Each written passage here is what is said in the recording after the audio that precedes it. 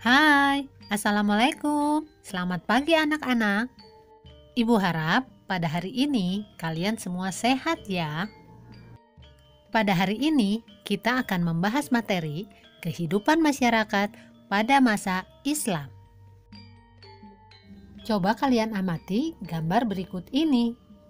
Gambar ini menunjukkan jalur perdagangan laut para pedagang dari Arab, Persia, dan Gujarat ke Indonesia. Ketika perdagangan di sekitar Selat Malaka dan daerah lainnya di Kepulauan Indonesia semakin maju, pedagang-pedagang dari Arab, Persia, dan Gujarat turut meramaikan kegiatan tersebut. Melalui hubungan dagang, para pedagang memperkenalkan ajaran dan nilai-nilai Islam kepada masyarakat di Indonesia. Tahukah kamu kapan pertama kali Islam masuk ke Indonesia dan dari mana tempat asalnya? Ada beberapa pendapat yang menjelaskan waktu masuknya Islam dan tempat asalnya. Pendapat pertama menyatakan bahwa Islam masuk ke Indonesia pada abad ke-7 Masehi. Buya Hamka atau Haji Abdul Malik Karim Amrullah mengatakan bahwa Islam berasal dari tanah kelahirannya yaitu Arab atau Mesir. Proses ini berlangsung pada abad-abad pertama Hijriyah atau abad ke-7 Masehi. Hal ini berdasarkan bukti bahwa bangsa Indonesia sejak awal telah menganut mazhab Syafi'i yang sama dengan mazhab yang dianut di Mekah. Pendapat kedua dikemukakan oleh Husein Jayadiningrat. Ia mengatakan bahwa Islam yang masuk ke Indonesia berasal dari Persia. Pendapatnya didasarkan pada kesamaan budaya dan tradisi yang berkembang antara masyarakat Persia dan Indonesia. Pendapat ketiga mengatakan bahwa Islam masuk ke Kepulauan Indonesia berasal dari Gujarat sekitar abad ke-13 Masehi. Penentuan waktu itu berdasarkan tulisan pada batu nisan Sultan Malik al-Saleh yang berangkat tahun 698 Hijriyah atau 1297. Bukti lain tentang masuknya Islam pada abad ke-13 Masehi adalah catatan Marco Polo, pedagang dari Venesia yang singgah di Sumatera dalam perjalanan pulangnya dari Cina pada tahun 1292. Di sana disebutkan bahwa Perlak merupakan kota Islam. Berdasarkan beberapa pendapat di atas, dapat disimpulkan bahwa Islam yang datang pada abad ke-7 Masehi berasal dari Arab, sedangkan Islam yang datang pada abad ke-13 Masehi berasal dari Gujarat. Persebaran Islam di Indonesia terjadi secara bertahap. Daerah yang pertama mendapat pengaruh Islam adalah daerah Indonesia bagian barat. Daerah ini merupakan jalur perdagangan internasional sehingga pengaruh Islam dapat dengan cepat tumbuh di sana. Di daerah ini berkembang beberapa pusat kerajaan Islam seperti Samudra Pasai dan Aceh. Dari sini, kemudian Islam menyebar ke kota-kota pelabuhan yang ada di Indonesia seperti Banten, Jepara, Gresik, Tuban, Makassar, serta Ternate dan Tidore. Ada beberapa cara yang dilakukan dalam menyebarkan Islam di Indonesia, yaitu melalui perdagangan, pernikahan, pendidikan, dan kesenian. Pertama, melalui perdagangan. Para pedagang Arab, Persia, Cina, dan India berdagang sambil menyiarkan agama Islam. Mereka menyiarkan agama Islam ketika menetap sementara untuk menunggu datangnya angin untuk berlayar kembali ke negaranya.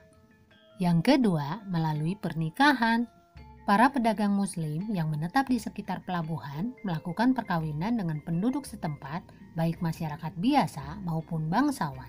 Yang ketiga, melalui pendidikan. Para ulama dan guru-guru agama Islam mendirikan lembaga-lembaga pendidikan Islam seperti surau, dayah, dan pesantren.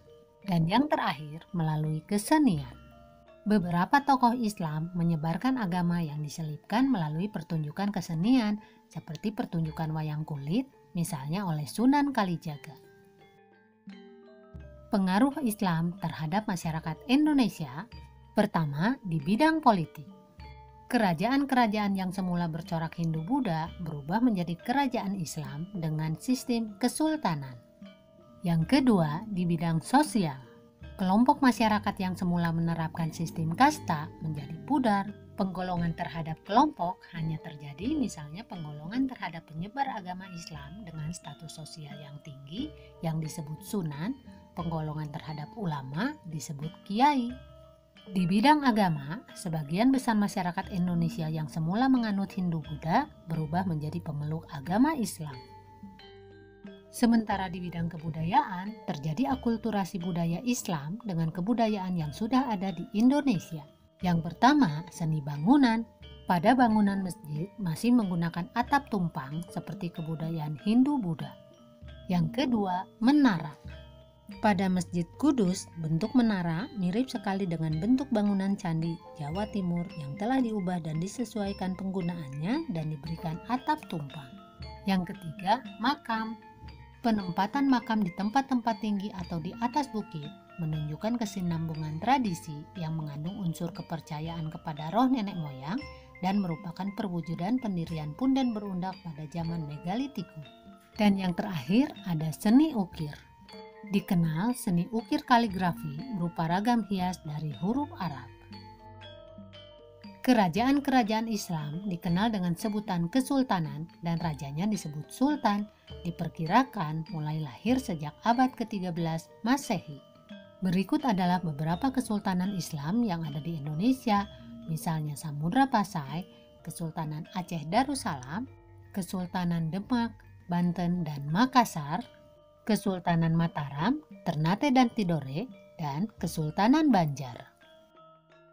Selanjutnya, peninggalan sejarah masa Islam di Indonesia.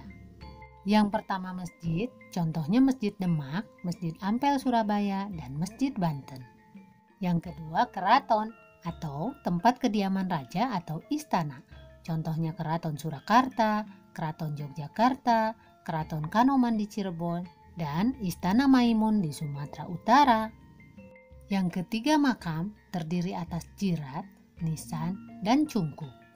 Contohnya, makam Maulana Malik Ibrahim di Gresik, makam Fatimah binti Maimun di Leran Gresik, makam Sultan Malik Al-Saleh di Pasai Aceh, dan makam Sultan-Sultan Mataram di Imogiri.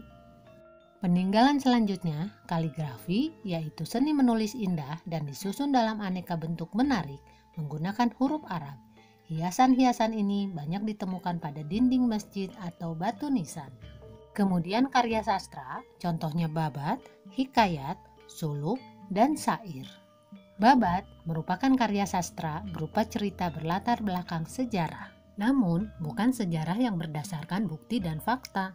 Contohnya babat Tanah Jawi dan babat Cirebon.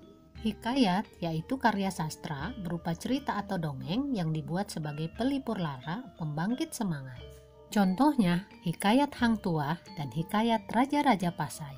Suluk yaitu kitab-kitab yang berisi masalah gaib, ramalan tentang hari baik atau buruk, dan makna atau simbol tertentu yang dihadapi manusia. Contohnya Suluk Wijil dan Suluk Malang Sumirang.